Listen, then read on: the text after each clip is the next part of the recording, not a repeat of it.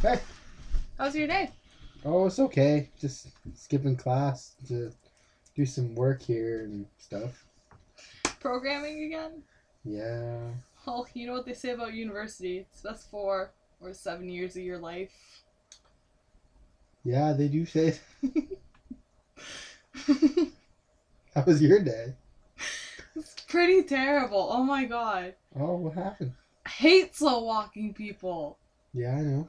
Yeah, okay, so I left for class on time and I missed the bus because I'm stuck behind these two people that are like the slowest walkers of life. And they're talking about what they had for breakfast this morning. Like, I don't care. Hurry up this conversation. Finish. Like, you're walking. So anyway, I'm late for my midterm. My prof was not very happy with me. That sucks. Kind of. And it gets worse. So I'm finished writing my midterm. My work calls me in. So I'm like trying to get the bus. And then there are these two girls texting in front of me. Like seriously, texting slows you down. Stop it. Keep walking. Text when you get there. So I'm late. I missed the bus. My manager hated me today.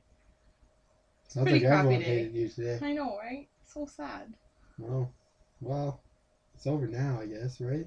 You want to know what the worst part is? What? Countries deal with things like this all the time when it comes to international law. What you talking about?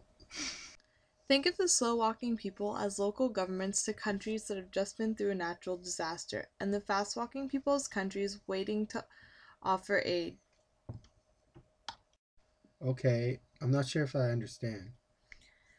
Well, just think of the recent aid response to Somalia. Many countries and non governmental organizations were quick to offer aid, but most of the people were not able to benefit from it because the government had no idea what to do or how to handle all of that aid. Wow, that's terrible. What's being done to prevent things like this from happening? The International Federation of the Red Cross, or IFRC, has proposed a program called the International Disaster Response Laws. It seeks to reduce human vulnerability by promoting legal preparedness for disasters through advocacy, technical assistance, training, and research. What has the program done to make sure countries are better prepared?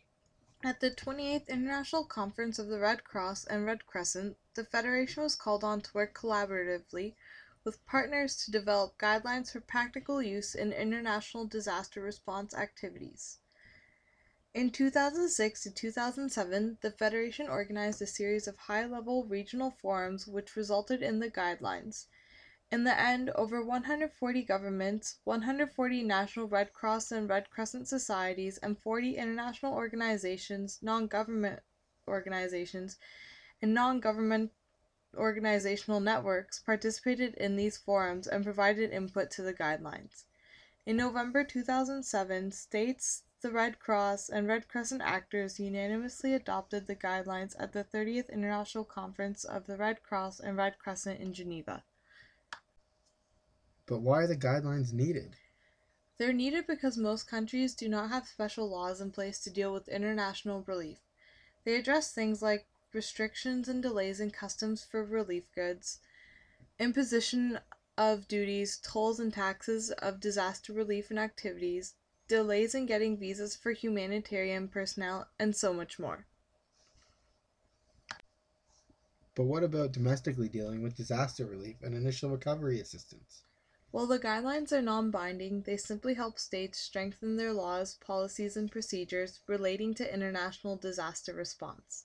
They don't have any effect on existing rights. They draw from many other sources like the United Nations General Assembly resolutions 46/182 of 1991 that talks about strengthening of the coordination of emergency humanitarian assistance. In it, it says that the states are urged to facilitate the rapid and unimpeded passage of humanitarian personnel and supplies to affected communities. It also draws on 57/150 of 2002, which strengthens the effectiveness and coordination of international urban search and rescue assistance. That's pretty intense. What about times when a country is in an armed conflict? Do these rules still apply? Unfortunately, the guidelines do not apply when a country is at war. It's just too risky and more people's lives would be endangered. Who knew these rules still existed? I just assumed a country got aid and they knew what to do with it. I know, right? It's crazy. Like, you don't really think about this stuff because it doesn't really affect us. So has your day gotten any better since this afternoon? I don't know. Now that I guess I talked about it to someone, I guess, it's gotten a little bit better. Yeah, I guess. Oh man, it's 8 o'clock. We're gonna miss Big Bang Theory. We gotta get out of Oh here. my god, let's go!